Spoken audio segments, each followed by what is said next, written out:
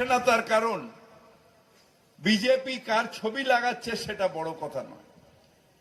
BJP নীতিগতভাবে যে নীতিতে বিশ্বাস করে, যে কাজটা করে, সেটা বাংলার সংস্কৃতিতে পড়ে না।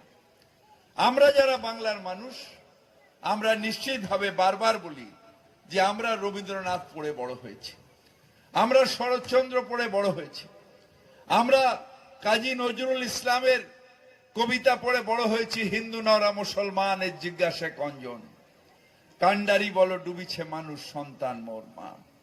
আমরা বড় হয়েছি বিবেকানন্দের ভাবধারায়, আমরা বড় হয়েছি জেনে শ্রী শ্রী ঠাকুর রামকৃষ্ণের ধর্ম বিচার, এইগুলো নিয়ে আমরা বড় হয়েছি। তার যে নীতি অর্থাৎ ডিভাইড অ্যান্ড রুল, বাংলায় হিন্দু মুসলমান ভাগ করে দাও, বাংলায় বিহারি বাঙালি বিহারি ভাগ করে দাও, বাংলায় হিন্দি স্পিকিং বাংলা স্পিকিং ভাগ করে দাও, বাংলায় আজকে উত্তরপ্রদেশের মানুষের সাথে বাংলার মানুষকে ভাগ করে দাও।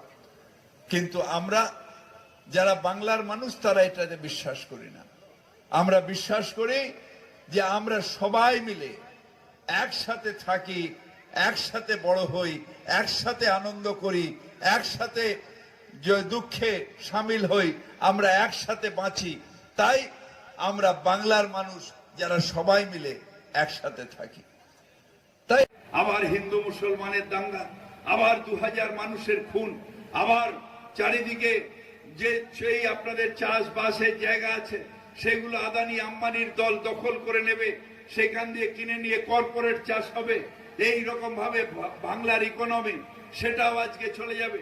আমি ভেবেছিলাম ওরে বাবা বিজেপি আসবে, অর্থাৎ সেই থাইরাসের মতন মনীষা বাল্মীকি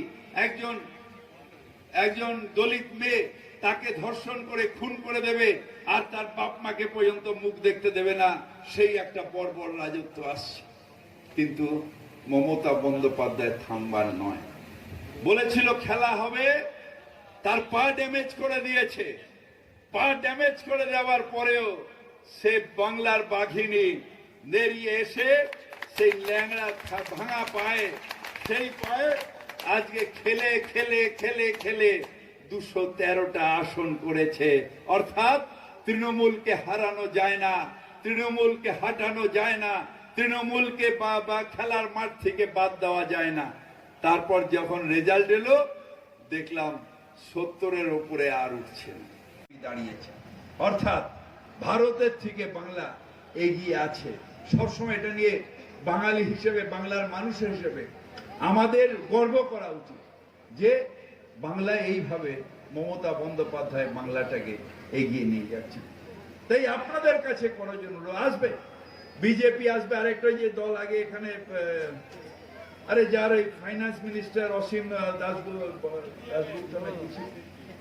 সিপিএম বলে, ভুলে যাই নামটা, হ্যাঁ সেই আমরা লড়েছি কিন্তু এখন এত মানে মিশে গেছে। যারা সিপিএম এর সমর্থন তাদেরও বলবো যে ভোটটাকে নষ্ট করবেন না, ভোটটাকে নষ্ট করবেন না, ভোটটা তৃণমূল কংগ্রেসকে দিন, যেটা বাংলার দল, যেটা বাংলার দল। হ্যাঁ, গুজরাটের মানুষ বলছে আরে হামারা গুজরাট সে প্রধানমন্ত্রী নরেন্দ্র মোদী হ্যায়। আমরা বাংলা পিছিয়ে থাকবো কেন? আমরা বাংলার মানুষ পিছিয়ে থাকবো কেন? আমরা কেন বাংলার মানুষ গর্ব করে বলবো না যে হ্যাঁ বাংলা থেকে আমাদের প্রধানমন্ত্রী মমতা বন্দ্যোপাধ্যায়।